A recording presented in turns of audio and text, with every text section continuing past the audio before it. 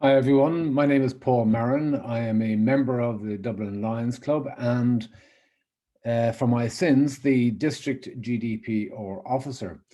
The purpose of today's talk is to give you a bird's eye view of the nebulous and wonderful world of data protection and what it means for us as Lions. I hope that this presentation will assist you in grappling with the concepts of GDPR, the what, when, and how, but grapple we must. GDPR is here to stay. It must become part of our lexicon, our agendas, and our consideration of the of the information we gather on our members, and indeed the assessment of our services. Whilst this is but a mere distillation of rather complex concepts as it happens, I hope to simplify it to I suppose, a user-friendly guide that you can refer to in your day-to-day activities as Lions.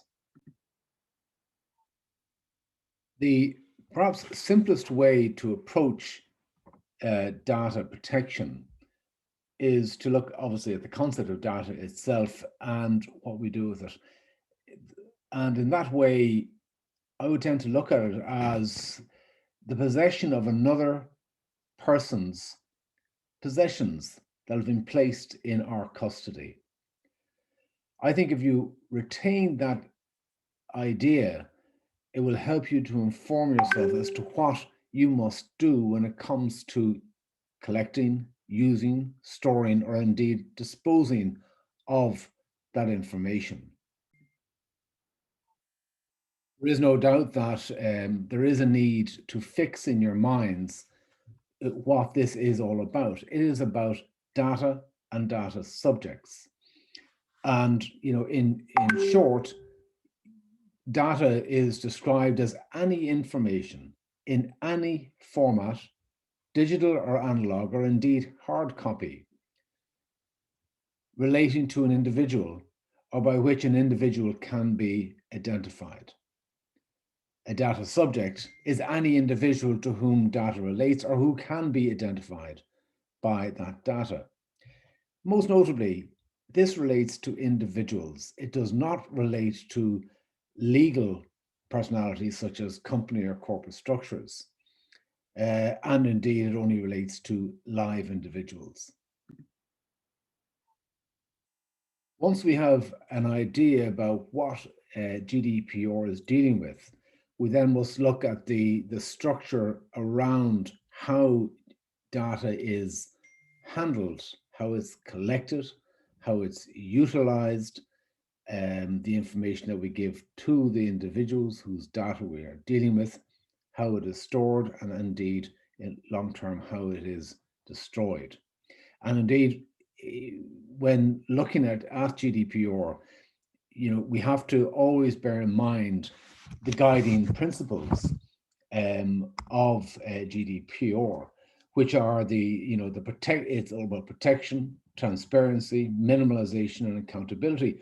And when you look at each of those individually, well, clearly protection deals with the fact that you are dealing with somebody else's possession, their data. In relation to transparency, it is ensuring that those whose data we collect know why we're collecting it and also know the purposes for which we will use it. In terms of minimalization, it comes down to the question of necessity. For what purpose do we need it? How much do you need? What are the rights of the individual? Do you need the information that you're collecting? And all of this with a view to minimizing the personal data that you are collecting, using, storing, etc. Ultimately, it's about accountability to ensure that when looking at your processes and indeed your services as Lions, and you look at say, circumstances where you are going to gather data, that you will measure and assess the requirement for collecting that data. And that ultimately comes down to the question of accountability. accountability not only is captured by the initial assessment of the data, but also in terms of how it is dealt with in the long term. And God forbid, if things go wrong, that you will be accountable to that individual in relation to the data. It is essential to understand that the entire mechanism of data protection surrounds or is aimed at or orientated at data controllers, data processors, i.e. people who actually control the gathering, use and disposal, etc. of data, and those who actually carry out the processes by which that information is utilized and indeed stored. The Accordingly, the law imposes on all data controllers and data processors an obligation to establish and come within one of the legal bases for processing and controlling data. The law requires that we establish a legal basis for any of the information that we collect. And I suppose I will step in here and give you an example of the sort of information that we as Lions would gather, which fortunately, given the nature of our activities and our structure, that we don't necessarily come in contact with or indeed gather much real personal data. However, we do so and we actually process it and control it in relation to our members. We pull together their names, addresses, their dates of birth, and indeed the information in relation to their spouses, our spouses, I should say. And of course, in addition to that, in certain circumstances, we will pull together information in relation to those who may receive the benefit of some of our services. And while some of the information may actually appear innocuous enough, you still have to establish the legal basis for which you have actually A, gathered that information, B, the method by which you've gathered the information, C, the purpose for which you've gathered it, and the information that you've given to the individual for your gathering and holding and using that information. The regulations set out 6 effective legal bases on which information can be gathered. Those are as set out on the accompanying slide. The first one is consent. The second one is required for performance of contract. Third one, compliance with legal obligations. Fourth one, protection of data subject. Fifth one, performance of a task in public interest. And sixth, the pursuit of a legitimate interest. As far as lines are concerned, as far as I can see, the numbers 1 and probably 6 are the ones that are most directly relevant to Lions. A lot of people operate on the basis that you must have consent for the collection of any personal data relating to obviously an individual.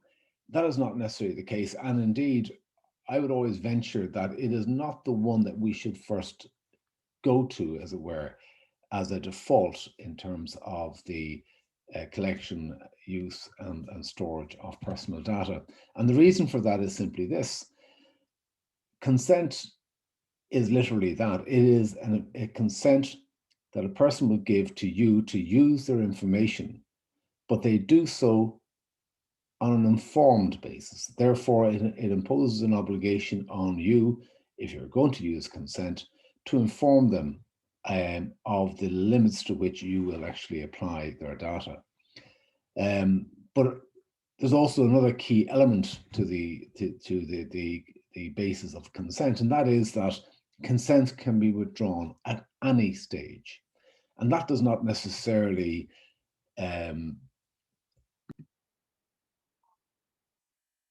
fit with our requirements. And in those circumstances, I would look at the second of the basis there, which is legitimate interest. I think, for example, if we were to look at the information that we gather on our in relation to our members, I think that we can quite legitimately, excuse the coincidence of the expression, rely on the legitimate interest in establishing the basis on which we use and process and store the personal data of our members, for example. The legitimate interest in this case is, given the nature of our organization, being a service organization made up of volunteer members, that the principle of fellowship would dictate that we would have and maintain a list of information relating to those members who've come together in these organizations as volunteers. The importance of that basis is that it is not dependent upon the consent of the individuals concerned, but is driven by the foundations and the framework of the organization itself and its purpose. This means effectively that the individual, the data subject, doesn't actually dictate the when and the how the information is maintained. Certainly, if a person were to leave the organization and cease to be a member, they of course can, except in circumstances where there is an obligation on the organization to maintain their data for a specified period of time. I would certainly suggest that that would be for a minimum period of about 6 years. They can't otherwise call for their information to be expunged. Now, this segues into a different area, and that is what is called the Article 7, I think it's Article 7 or 17, the right to be forgotten. Certainly, if a person's data ceases to be relevant, or the purpose for which it was obtained is no longer of use, that they can call for their data to be expunged or erased. Now, that certainly would apply in a situation where a person ceased to be a member of the organization, but I would venture to say that that would apply after a certain period of time. Where this becomes a little more complicated is in a situation in relation to some of our services, where we might collect in certain what's called sensitive data. And this is introducing a new concept. That sensitive data, of course, relates to things that might otherwise come with, I suppose, within the definitions of discrimination under the Equality Acts. So therefore, anything to do with race or racial origins, sex or sexual orientation, political persuasions, even philosophical persuasions, as well as sex and sexual orientation. Such matters and health, of course. Such matters are regarded as sensitive data, and bring along greater requirements in terms of the precautions that should be taken in relation to the necessity for having such information, the purpose for which it is going to be utilized, and of course, thirdly, the time it is going to be stored.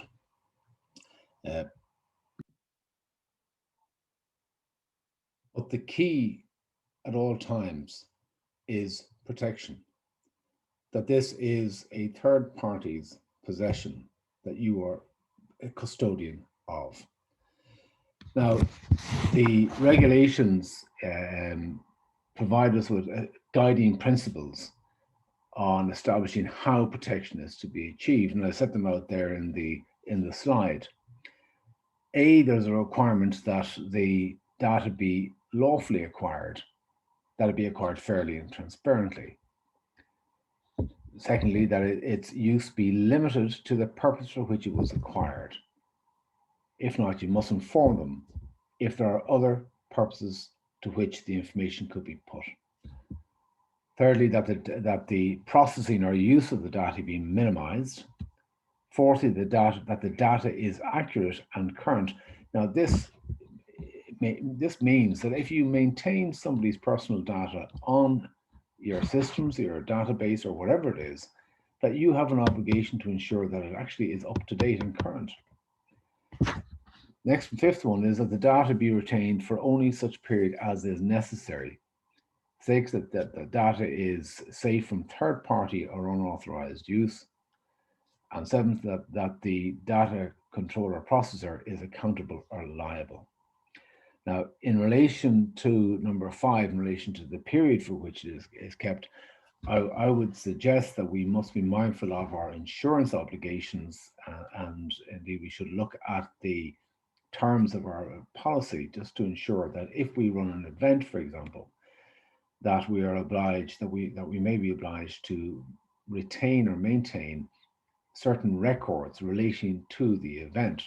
Now, this may bring in, you may recall, one of the other legal bases, or bases, I should say, which is for the requirement for the performance of a contract. So, therefore, if there is a need to maintain records for insurance purposes, I think you could rely on that particular basis for retaining the data for the necessary period, for example, of be it 2 or 3 years in relation to, say, a personal injury action were to arise. Um, the key thing to note, though, is that it does require a very proactive approach to the handling of data, from its acquisition to its use to its storage, etc. As you can see there at number at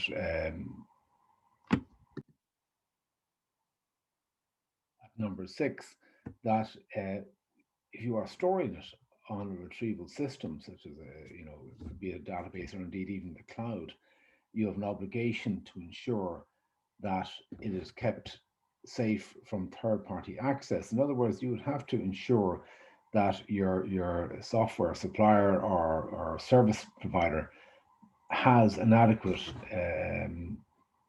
firewall system in place to prevent third-party access. Now, obviously, we're not all experts in relation to IT, and therefore our ability to assess how secure somebody's firewall is well beyond our capability. But it does illustrate the breadth of the protections and requirements under the regulations uh, as to how we must view the data protection itself. The next question that arises is, how do we meet our obligations under the regulations? Well, as I've set out there, that each club must recognise their obligations and take active steps to ensure compliance. It's not good enough to say that, be it zone or indeed district, have suggested we approach this in a particular way. Each club has its own obligations under the regulations and must actively engage with those obligations. I have suggested a number of steps that can be taken, but these are mere suggestions, and are not obviously a definitive guide as to what should be done. But most important, the first thing you should do is appoint a GDPR secretary. Secondly, you must adopt policies, including the handling of data requests and indeed, God forbid, a breach. Inform members of their obligations in relation to the handling of personal data. Make GDPR an agenda item at monthly meetings. I stress this because even though nothing may arise under this heading, but by making it an agenda item on your monthly meetings, it places GDPR up front and center in relation to your activities, where you have a requirement to use, gather, or store the personal data of any, say, recipient of the services that you might provide. Finally, recognize and use the club officer structure to investigate, evaluate, and report. And by all means, review, review, review. You cannot be faulted under the regulations if you keep the concept of GDPR upfront and present in your daily or monthly deliberations, and in particular in relation to the assessment of the requirements for the collection, use, and indeed storage of data protection in relation to your services. I've provided a sort of step by step as to what you should do in assessing services, for example, under the regulation. The first one is who, to decide whose data is to be collected. Clearly, where it relates to members, well, that will be their members. It will include their name, address, their date of birth, the name of their spouse. In relation to services, for example, let's take Trabolgan, and we'll come to this later on, but that's a service which involves all Lions clubs throughout the country. It involves people who would come within the class of vulnerable individuals, being elderly or people who are infirm, and would also probably include sensitive data in relation to, for example, their health or medical conditions. Um, so we have to take particular care with their particular data. We then have to assess what data is to be collected, not the data itself, the nature of it, and the type and the extent of the data to be collected. Again, in looking at that, we must always look and say, well, what is absolutely necessary? And we must, in doing that, we must look at it also from the data subject's perspective and saying, well, does the collection of this data somehow impact or adversely affect their rights? We have to determine if the information that we're collecting is regarded just simply as general data, or whether, as mentioned before, it was sensitive data, or it's a particular special category of data, be it relating to, as I said, race, ethnicity, politics, religion, philosophy, TU membership even, or a criminal record. All this information is classified as sensitive data and must be treated as such. The next basic thing we must look at is the why. We must establish the legal basis for collecting the data. As I mentioned to you, of the 6 possible bases under GDPR, the 2 that are predominantly relevant to Lions clubs are consent and legitimate expectation. Legitimate interest, I beg your pardon. We must then look at how the data is obtained, the information that we give to the data subject as to why we are reporting to collect their data. We must set out how it is to be used, how it is to be stored, how it is to be secured, and ultimately how it is to be shared and indeed destroyed ultimately.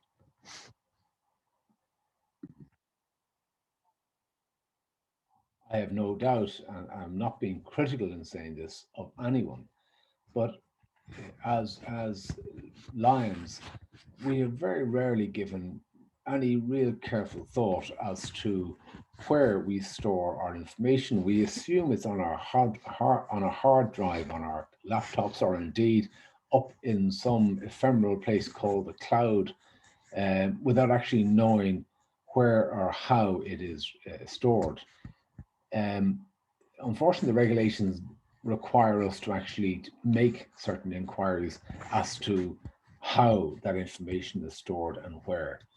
Um, that actually is quite easily achieved by merely asking your service provider, if you have one, as to what arrangements are in place in relation to cloud storage, for example.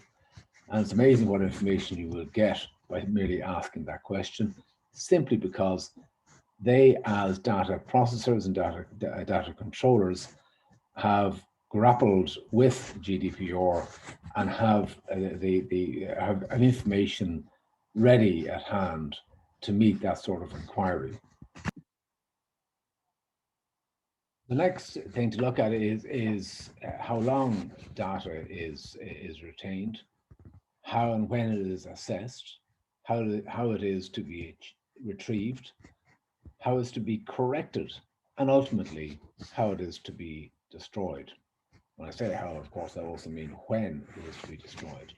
And we legislate for this by having policies in place to handle each of these points, access.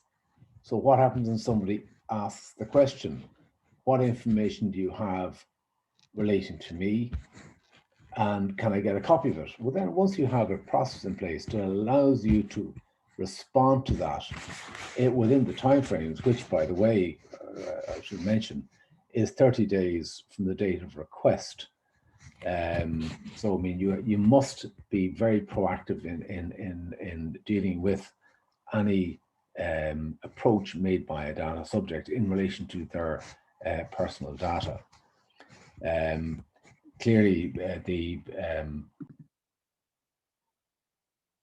so just to recap for a moment, the regulation imposes an obligation to carry a continual assessment.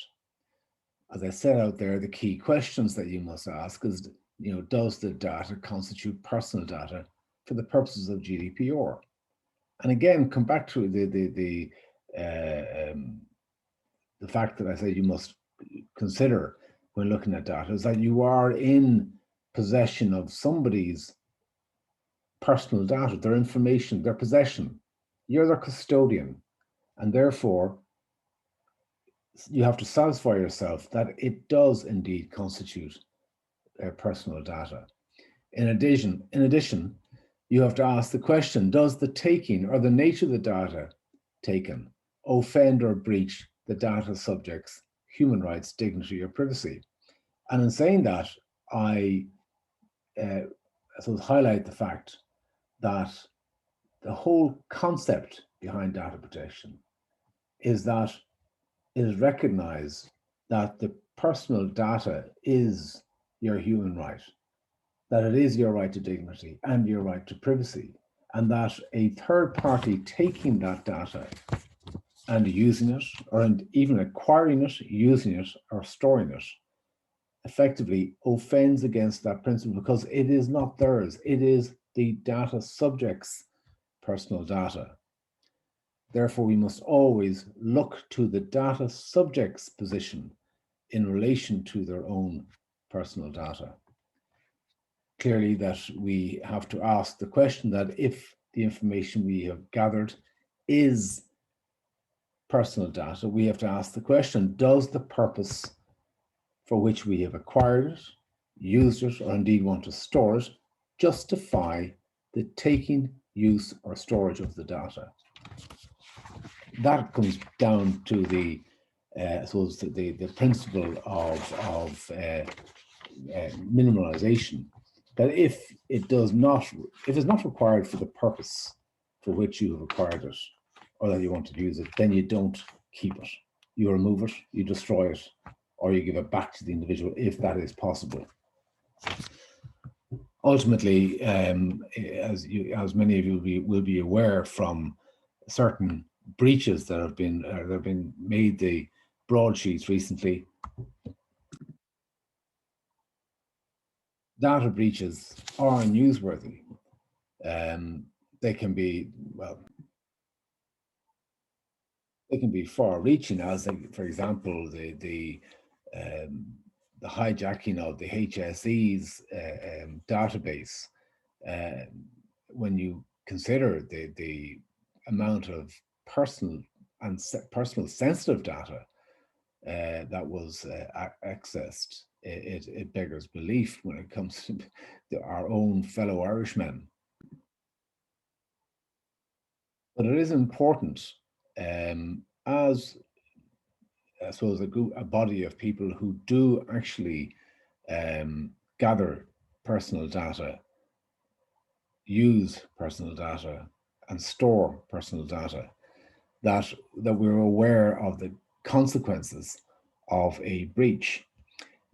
A breach of personal or data protection or GDPR occurs when personal data is viewed, accessed, stolen, altered, or lost, or is otherwise used by a person or organization not otherwise authorized.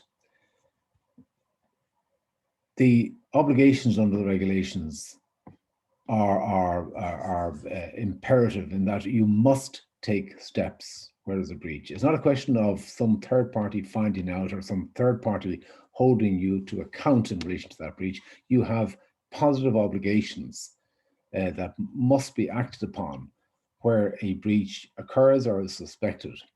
And as I set out there,